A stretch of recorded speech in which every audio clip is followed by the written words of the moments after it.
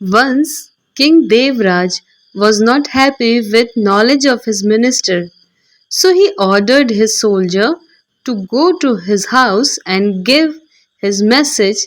It was occasion of minister's birthday, and everyone was rejoicing when soldier arrived with king's message. Rejoice का मतलब होता है आनंद। एक बार राजा देवराज अपने मंत्री के ज्ञान से खुश नहीं थे, अतः उन्होंने अपने सैनिक को उसके घर जाकर अपना संदेश देने का आदेश दिया। ये मंत्री के जन्मदिन का अवसर था और जब सैनिक राजा का संदेश लेकर पहुंचा तो सभी लोग खुशियां मना रहे थे। Soldier said, today in evening minister will be hanged. Hearing this, all stopped. Minister's friends, relatives, and others who were present there became sad and started crying. Hang मतलब होता है फांसी। सैनिक ने कहा, आज शाम को मंत्री को फांसी दे दी जाएगी। ये सुनकर सभी रुक गए। वहां मौजूद मंत्री के दोस्त, रिश्तेदार और अन्य लोग दुखी हो गए और रोने लगे। But Minister continued to enjoy music and dance comfortably. It was as if he had not heard anything. Thinking this, soldier again announced message of king. लेकिन मंत्री जी आराम से संगीत और नृत्य का आनंद लेते रहे। ऐसा लगा मानो उन्होंने कुछ सुना ही ना हो। ये सोचकर सिपाही ने फिर राजा का संदेश सुनाया। Listening to it, minister said to soldier, thank to king on my behalf, for at least I have several hours left for rejoicing before death. He has done a great favor by telling me earlier. Now I can celebrate before my death. ये सुनकर मंत्री ने सिपाही से कहा, मेरी ओर से राजा को धन्यवाद, क्योंकि मरने से पहले खुशियां मनाने के लिए कम से कम मेरे पास कई घंटे बचे हैं। उन्होंने मुझे पहले ही बताकर बड़ा उपकार किया है। अब मैं अपनी मौत से पहले जश्न मना सकता हूँ। Soldier replied, he jumped with joy and asked me to thank you on his behalf. King couldn't even imagine that anyone could be happy on news of his own death. King went to minister's house to know the truth.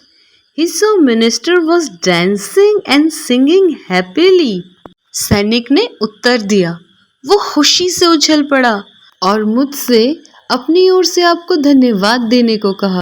राजा सोच भी नहीं सकता था कि कोई अपनी मौत की खबर से खुश हो सकता है। सच्चाई जानने के लिए राजा मंत्री के घर गए। उन्होंने देखा कि मंत्री खुशी से नाच गा रहा है। King went to minister and asked, "It is your death tonight, and still you are laughing and singing?"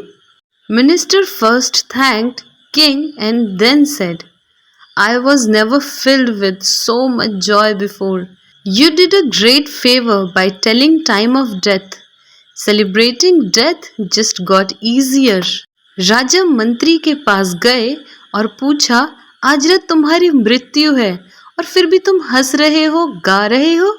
मंत्री ने पहले राजा को धन्यवाद दिया और फिर कहा, मैं पहले कभी इतनी खुशी से नहीं भरा था।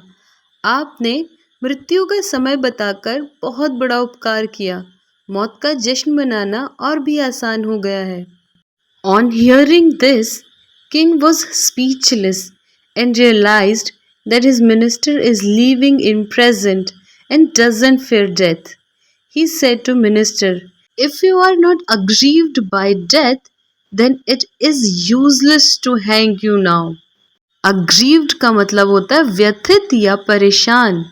ये सुनकर राजा अवाक रह गया और उसे एहसास हुआ कि उसका मंत्री वर्तमान में जी रहा है और उससे मृत्यु का डर नहीं है। उन्होंने मंत्री से कहा, यदि तुम्हें मृत्यु का डर नहीं है तो तुमको फांसी देना व्यर्थ है। Learning. We all are living in an environment of fear, but If it becomes known that every moment that comes to us will emerge from the present moment, then the state of mind will be completely different. Emerge का मतलब होता है उभरना या निकलना।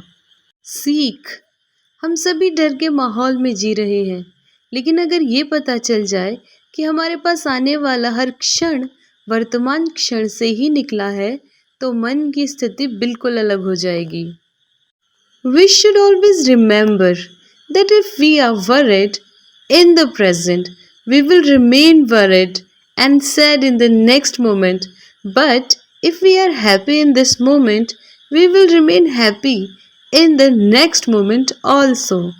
हमें ये हमेशा याद रखना चाहिए कि अगर हम वर्तमान में चिंतित हैं तो अगले पल भी चिंतित और दुखी रहेंगे, लेकिन अगर हम इस पल खुश हैं तो अगले पल भी खुश रहेंगे।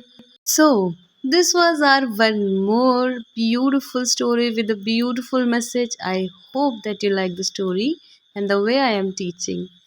Please, please, please, guys, please keep watching, keep sharing, keep learning, keep growing, and please do not forget to like, share, and subscribe to this channel for more informative videos. So, that is all for now. See you in the next video with a beautiful story.